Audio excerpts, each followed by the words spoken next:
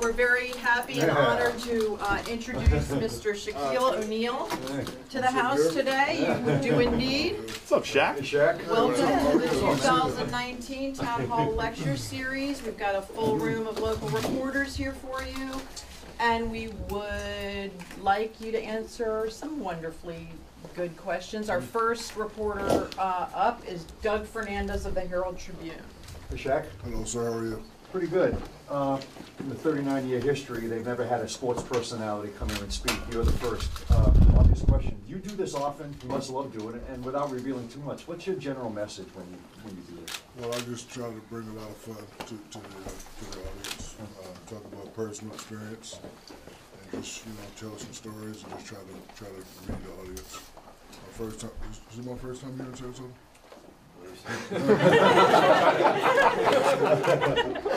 It's either my first or second time here in Sarasota. So. Did you speak the first time here, or did you come on just pleasure before? I think I did something for Mr. Dick Vitale. Does he live here? Yeah. So it's my second time here. So just come in and have some fun and answer some questions. Shaq. Yes. John with the local NBC affiliate. I know who you are, John. So Shaq, you've done everything. You've been the athlete. You've been an actor in some great films. You've been a singer. You've gone to real estate. You've gone to law enforcement. You're a poster child of reinventing yourself. Why'd you do that? And what's your advice to others? Well, growing up a medium-level juvenile delinquent, I was always in trouble. My father would always say, learn how to be a leader instead of follow. Figure out what you want to do in life. So I would just sit there, and certain days I want to be Dr. J, other days I want to be LL Cool J, other days I want to be the local cop. So I've had experience in wanting all of those things. So it came time to maximize my potential and have something to fall back on. I just tested the waters and everything that I was doing. And also I think it's a good message to children. Never give up, just follow your dreams no matter what your dreams may be. And you don't have to have one dream. You can have two, you can have three, you can have 10. Zach, Dapper Sports Desk. So speaking of your children, one of the favorite quotes I have from you is, to touch any of my cheese, you got to give me 2 degrees. Yes. So what inspired that? And why 2 degrees, I guess? Why not just a bachelor's? Why a master's too? I was playing for the Miami Heat, and an article came out about Mickey's mother leaving $200 million to Mickey's son and Mickey's daughter. $200 million. So one day I'm in a locker room late practicing, and the son that received $200 million is picking up dirty underwear, clothes. And I'm like, I don't have $200 million, but if I did, I wouldn't be picking up underwear, right? So and then I seen this kid work from the bottom. He did that for a year, worked in the training room for a year, worked in the marketing department for a year, and he wanted to do it. He was a graduate from Duke University, had a degree, and he had a master's at Duke University. When he got back, his father made him start from the bottom. So that was a very inspiring story, and so I figured that, nepotism is cool, but I like respectable nepotism. Because I live in towns like LA where they just give it to their kids, and you see those kids are wild, 18-year-olds with Ferraris and just doing stuff that they're not supposed to be doing. So I tell my children all the time that we're not rich, I'm rich. Shaq, I'm Cooper with Sarasota Magazine. I was curious, in the last 5 or 6 years, I feel like politics has been injected into the NBA in a way it never was kind of when you were playing. What do you think changed? And, did you feel when you were playing that you sort of would have been supported, speaking out the way that some of the athletes now are? I've been the guy that has always been able to understand both sides. For example, my father was a military man. You did anything with that flag, you're in trouble, period. And I understand everybody's, sentiment of, what they feel about the flag. I just think sometimes you have to communicate that way in a respectful way.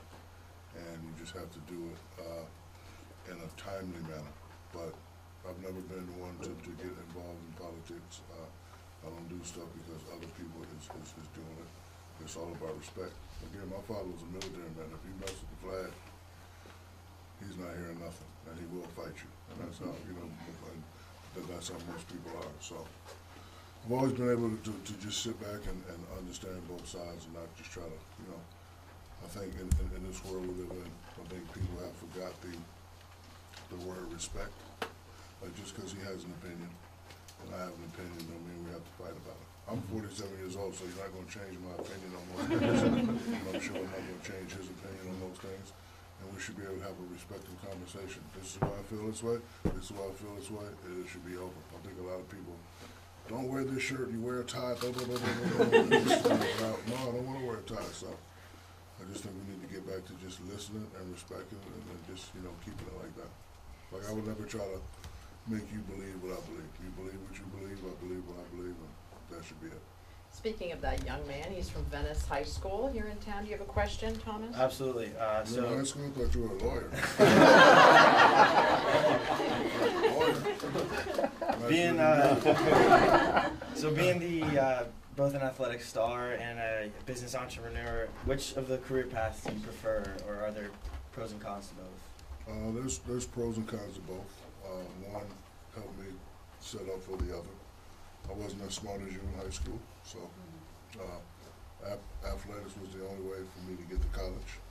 And then when I got to college, you know, I learned the fundamental principle of having something to fall back on. Because most athletes, when they're done, like 70%, they have nothing left. I didn't want to be one of those stats, so I really tried to educate myself, really tried to learn. And, you know, got my master's, I got my doctorate, and it was just all about learning. But, you know, if it wasn't for basketball, it wasn't for sports, I probably wouldn't have went to college. Our other student is from St. Stephen's here locally. Hey, I'm Cade, and I was wondering, after such an illustrious career, you didn't have to get all the business opportunities that you've inserted yourself into. So I was wondering if that was always an aspiration of yours, and if you kind of knew you were going to do that after your career, or if you kind of just got into it after basketball was over.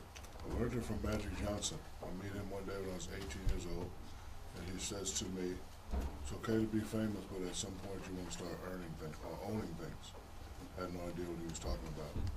And then I got introduced to the world of money, and then I got introduced to the world of fear, and I got introduced to the world of retirement, right, early retirement. Like, people would always say, well, what you going to do if you get hurt?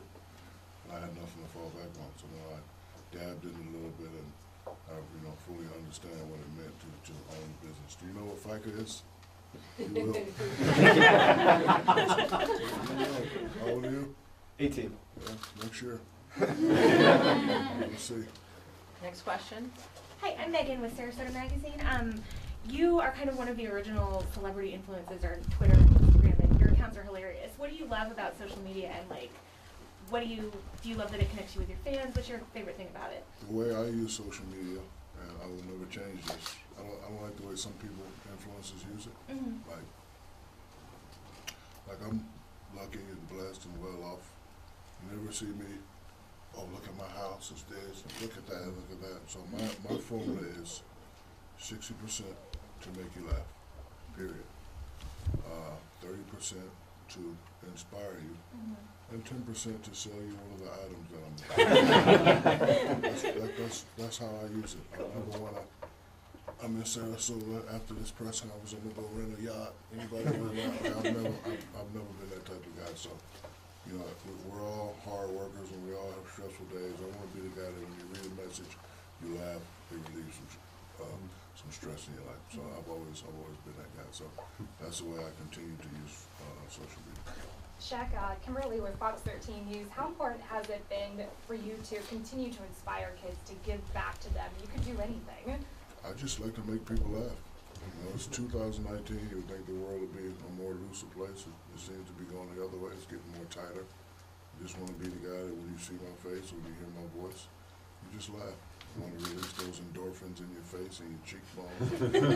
Just release. I don't want to be the one that stresses you out and upsets you. So, you know, when it comes to children, being a former juvenile delinquent, I think I speak their language. And I think I understand them. And as long as they look up to me and follow me, I just want to try to, you know, do the right thing as best as I can. Jason. Jason Dill, Braden Herald. You mentioned the Miami Heat earlier. What do you think about Dwayne Wade's farewell tour and what his legacy will be? I'm super jealous. Because I wanted a farewell tour. I was, you know, towards the end of my career, I was dreaming about that. I was dreaming about the gifts that I would receive and all that stuff, but it didn't legacy is one of the top 2 guards to ever play in the game. Definitely has a lot of championships, does a lot for Miami, and I'm happy for him and his family. Another question or two before we get in? Doug?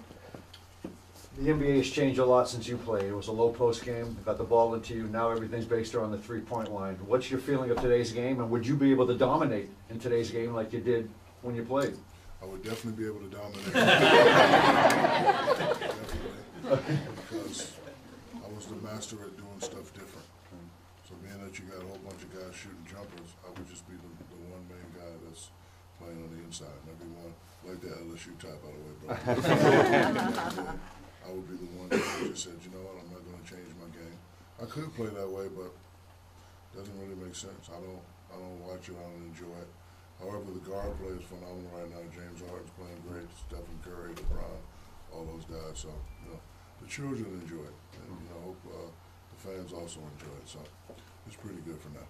We have time for one more question. John, and then Channel 7. Go ahead. Kind of jumping off that, I'm curious your perspective on the changes between college basketball from when you were there from the early 90s to today, now with your son there, because lately it's been under FBI investigation, there's been a lot of corruption, the acquisition of players. What are your thoughts, and what do you think needs to be changed? I think that stuff has always been going on. It really has. But, you know, when I was coming up, I was saying to myself, I've been broke for 17 years, I could be broke for 2 more years. Like, I wasn't going to take money from anybody, but it's always been there, it's always been offered. And then you hear people say, well, maybe we should start to pay college athletes. The problem you run into when you say that is, what's the salaries going to be, and will everybody make the same? Like the conference that we love, LSU, SEC, they make a lot of money. But I don't know what the conferences here make, so you pay those guys that make, you pay them more, and then you pay the guys that go to college here, you pay them less. So I always thought college was a place of higher education. Like when I was in college, I wasn't even thinking about money. I was thinking about how to manage the money once I make the money. So, you know, it's always been a you know, big business, big sports business. Every time I go to LSU, it's like walking into an NFL football stadium. But it's always been like that. But you know, some guys just, I guess they can't wait. You know, I had a guy one time, an agent come on campus and opened up a bag, and it was about $200,000, and I looked at it and I was like, it looks real pretty. It looks like but I was scared to take it because one, I didn't know nothing about going to the bank, putting that in, I didn't know what to do with it. And then I said, you know what, in about 720 days I should be able to have a lot of that. So I didn't take it, but I'm sure, you know, I'm sure some guys on campus did indulge in those activities, but it's always been.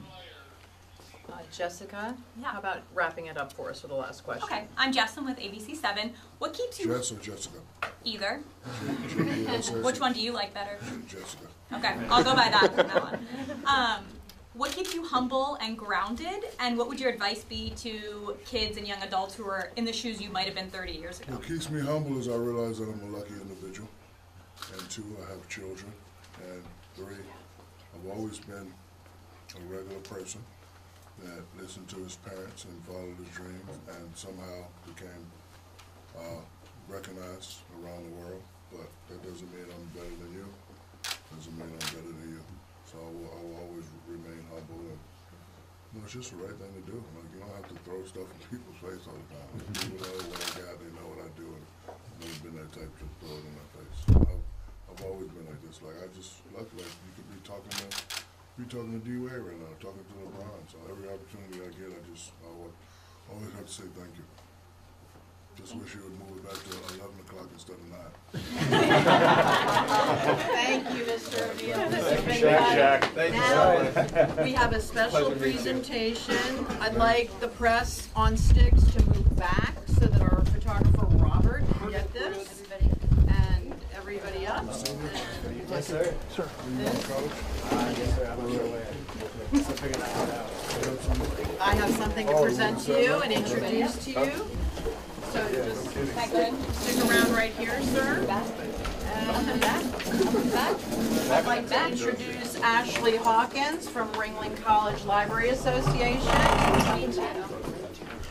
I'm the photographer. I'm sorry. And she has something to stay, and then we'll get this for cameras too. Do you want me to kill my light? Hi, I would like to introduce Jamie Green. She is a junior illustration major at Ringling, and she completed today's portrait.